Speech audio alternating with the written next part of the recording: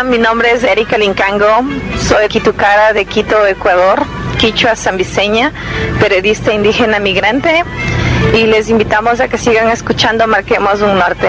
Mi nombre es Miguel Antonio Tonobalá, del pueblo Misak, estar acá en este segundo encuentro continental de comunicadores, y pues sigamos escuchando Marquemos Norte. Por detrás de mi voz, escucha, escucha. Recordar nuestra cultura ancestral es la forma determinante de nuestra existencia, y la nación charrúa está de pie, Bascuadé Inchalá. Corre detrás de mi voz, escucha, escucha. Bueno, arranco yo por la limitación que me hiciste en el sector anterior. No, volvamos a retomar el tema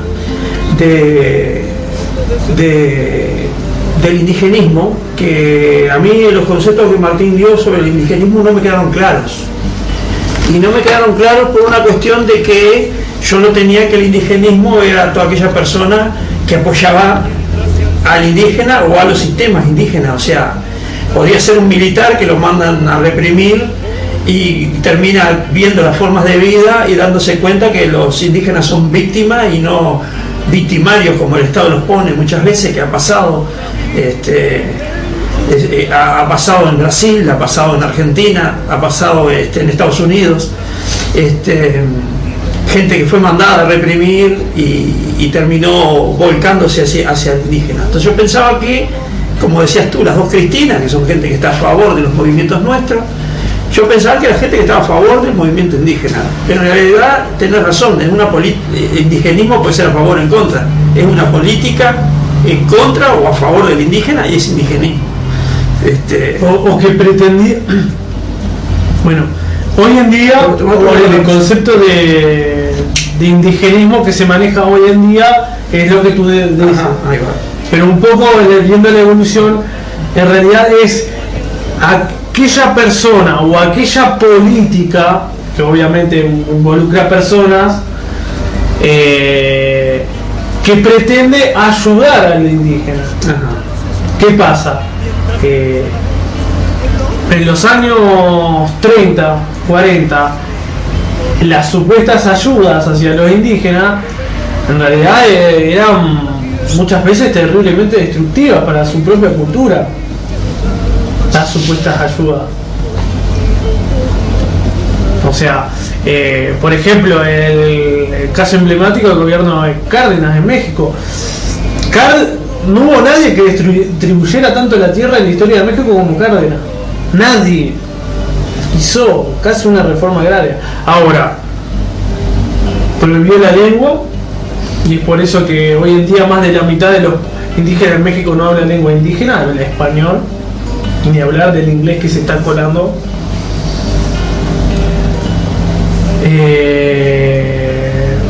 Y impuso el concepto del campesino. Y llevó a que muchos pueblos dejaron incluso de serse indígenas, son campesinos. Porque solo ver el ámbito económico, o sea, entonces, y él estaba convencido que estaba ayudando a la gente. Ahora, el tema, claro, es que es como una visión de una persona de afuera. Y que, ¿cómo es esto? Por ejemplo, recién en 1971, en el Congreso Indigenista Americano de 1971, fue que ahí se juntaba, en esos congresos se juntaba la creme de la intelectualidad que hablaba sobre los indígenas. Pero eran todos gente no indígena. Pero en el de 1971 fue simbólico, porque ellos ahí hicieron su autocrítica. Dijeron, no, bueno, nosotros nos vamos a retirar y hay que darle espacio a los pueblos indígenas, y nosotros tenemos culpa en muchas veces destruir la cultura de estas comunidades.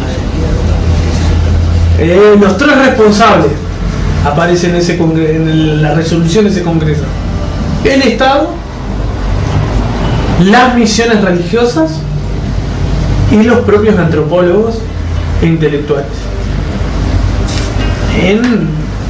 Y a partir de ahí decir, bueno, en realidad tienen que ser los mismos pueblos. Y también, si uno ve, también eso es perfectamente correlato, como estuvimos comentando en el programa anterior, de que es cuando el movimiento indígena empieza a imponerse con cada vez mayor fuerza en el continente, a partir de los años 70. Por eso es que hoy en día, por lo general, el indigenista es una persona no indígena que apoya y sabe y reconoce la importancia de que tienen que hablar las personas, darle lugar a las personas indígenas. Pero claro, ese es el indigenismo de hoy en día, no era el indigenismo de la época de Cárdenas, de la época de Getúlio Vargas.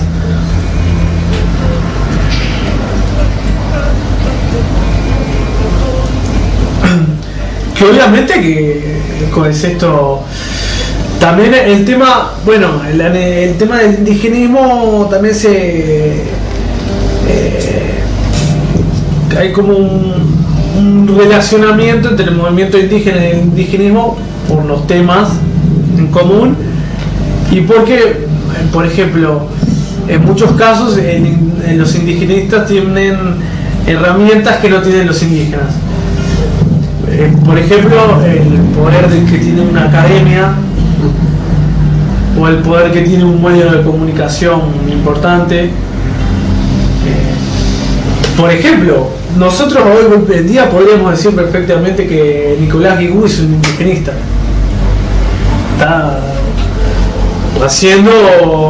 Está incentivando un posicionamiento indigenista de la facultad. Y obviamente el Estado, que es horrible, porque la verdad que es horrible, pero eso ya lo decía Florencio Sánchez hace 100 años, mi hijo el doctor. El Estado le da más bola a la academia que incluso a un grupo de gente organizada.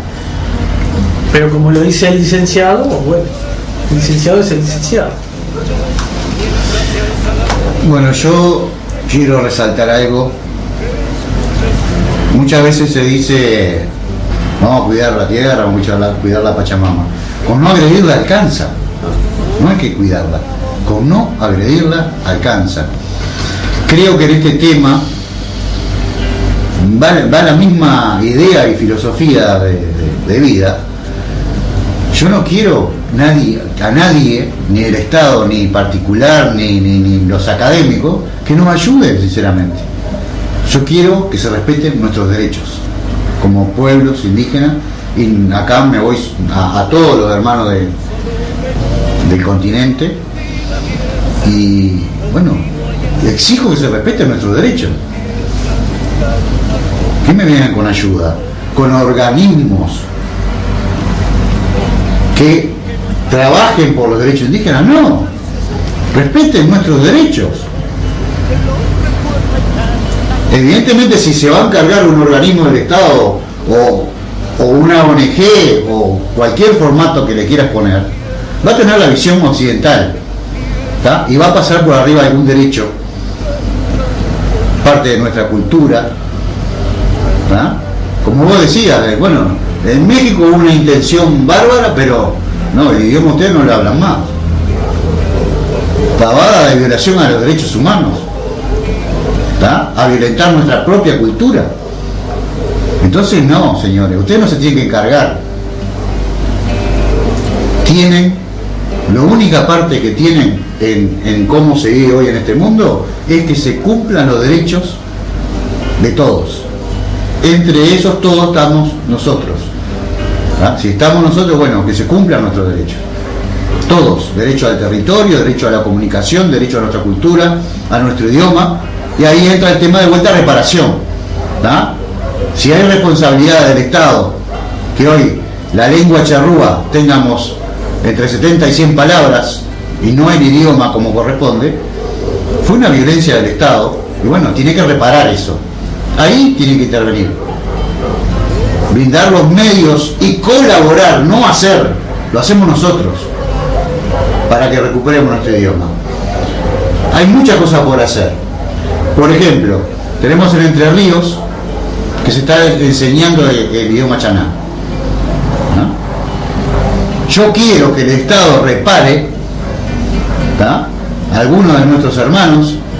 Si es docente, mejor, porque tiene la capacidad y el conocimiento para enseñar, que vaya, ¿tá?, a Entre Ríos, a más de uno si es posible, ¿no?, a estudiar ese idioma para que se prepare y venga y nos enseñe a todos. Eso es reparación. Tenemos el idioma entero, el idioma chaná, bueno, esa lengua, bueno, ahí está la intervención del Estado, pero lo hacemos nosotros, y eso es reparación, ¿no? Creo que es fundamental, y así hay otros temas que se puede hacer reparación. Como decía hoy, el derecho a la comunicación indígena existe, ¿tá? Entonces, si se le da a un cuadro de fútbol un terreno municipal para que lo usufructe, ¿tá?, por 30 años, después se lo renuevan y tienen estadios, ¿tá?, y bueno, sabemos que el fútbol es un negocio, actividad recreativa, deportiva, la larga, ¿tá?, se mueve mucha plata y hay mafia y todo, ¿tá?, pero se le da porque es un club social, deportivo, no sé cuánto, bueno, y así, bueno, hoy tienen frecuencias de radio, canales de televisión, grupos económicos con mucho poder, ¿ah? Hay un canal municipal. Bueno, los indígenas tenemos derecho a sus medios de comunicación. Derecho, acá no se pide nada, reclamamos nuestros derechos, ¿tá? Y cuando existe la reparación, ahí interviene el Estado, pero nada de administrar y ayudarnos, nada. Las cosas las hacemos nosotros, ¿tá?, para que no se caiga ninguna violación a nuestros derechos. Bueno, yo recién hice referencia a gente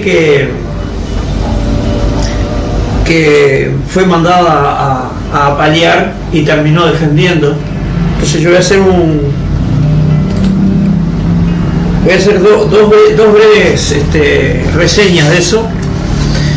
En la primera no tengo los nombres, pero se trata de un general norteamericano que, muy obediente el general, que el gobernador del estado lo manda a reprimir a un grupo alzado de indios y le dice: vaya y termine con esa plaga de gente sin dignidad. Y bueno, este hombre cumple su misión profesional y aplasta el movimiento indígena que estaba alzado. No recuerdo nombres, lo leí en alguna parte y no retuve nada de eso, retuve la esencia de la historia. La cuestión es que después que termina la campaña, la prensa norteamericana, o la prensa de ese estado concretamente, entrevista a este general y le pregunta cómo fue la campaña, y el tipo, con mucha humildad y con mucha vergüenza, dice: acabé con un movimiento de gente donde el más humilde de los guerreros tenía más dignidad que todos los políticos norteamericanos juntos. Y la otra referencia que hago es del general Rondón, que fue mandado al norte de Brasil a acabar con los guaraní Kiowa, que estaban alzados en armas en ese momento, o defendiéndose de los hacendados que le robaban las tierras, mejor dicho, esa es la realidad. Y el tipo fue a reprimir a esa gente y terminó formando un estado en Brasil que se llama Rondônia, donde están protegidas las comunidades Kiowa desde hace casi 150 años o algo por el estilo. Capaz que erro en algunos años la fecha porque tampoco retengo mucho eso. Pero ese hombre quedó a cargo de ese estado para proteger a los indígenas en sus tierras de los facendeiros, ahí va, que estaban robando todo. Y esos son los dos casos de lo que yo nombré hace un rato. Hay más, en Argentina también hubo, pero fueron muy puntuales, ¿no? Y otra cosa que remarco para apuntalar lo que decía Martín de los gobiernos argentinos, de que todavía perdura, es cuando encontraron petróleo en una tierra, no sé si era en el Chaco o dónde, y las comunidades indígenas se negaron a que sacaran el petróleo, y la presidenta los citó a Casa de Gobierno y les dijo que ellos tenían que ser inteligentes, que Argentina precisaba ese petróleo. O sea, los indígenas tenían que ser inteligentes, dejar explotar su tierra para ellos no ganar nada. Esa era la política de esta presidenta que se hace botox en la cara, de que no es natural. Bueno, esa presidenta Cristina Fernández, para ser más claro. Bueno, General Rondó fue uno de los grandes, una de las últimas cosas que hizo antes de morir fue incentivar la creación de la FUNAI. Curiosamente, poco antes de morir fue que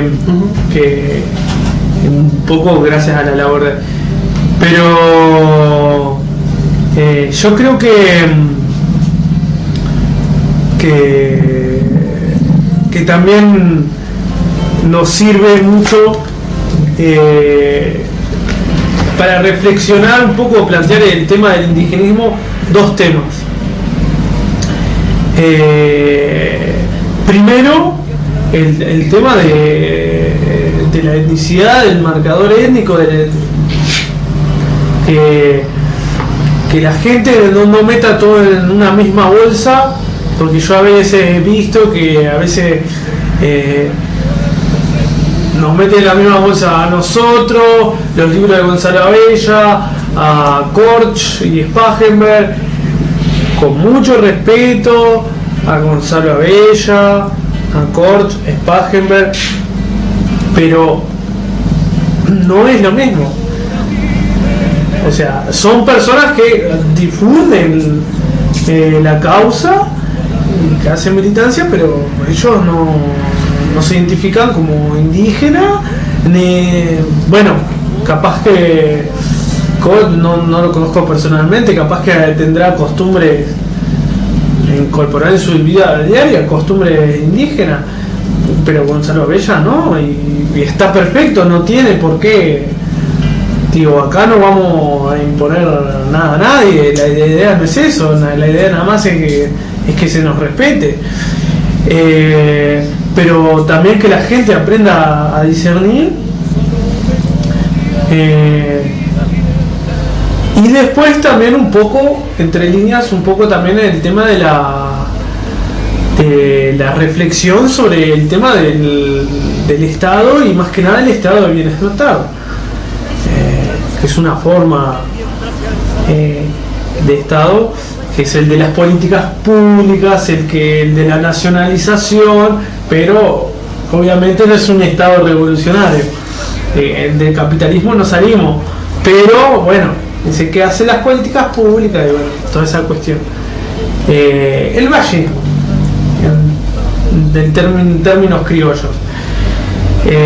Pero a la vez el Estado impone su visión, incluso queriendo hacer cosas buenas impone su visión. Por eso también es que, por ejemplo, la mayoría de las secretarías o instituciones encargadas de pueblos indígenas, la mayoría eran administradas por gente no indígena, de ahí el término indigenista, que esos son instituciones indigenistas, o darles responsabilidad a ONGs que no son organizaciones indígenas. También yo he discutido mucho, viste que a veces en documentos internacionales el gobierno nos presenta, hay ONGs que se encargan del tema indígena. No somos ONGs nosotros. Y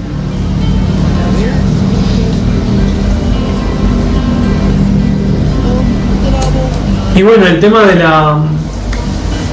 justamente reflexionar como eso, y bueno, una cosa que yo reivindico, marco como algo que por lo menos lo que yo he visto está bien, es por ejemplo en el caso que vi del Ministerio de Pueblos Indígenas de Venezuela, que era administrado solo por indígenas. O sea, justamente para evitar eso de hacer políticas para ayudar que en realidad no ayudan. Bueno, vamos a meter gente indígena y en todo caso, por lo menos ellos conocen más la pelota. Y bueno, un poco para que el público reflexione sobre estos temas de etnicidad y el rol del Estado. También si está bien que el Estado haga eso, porque capaz que también esa es una buena pregunta.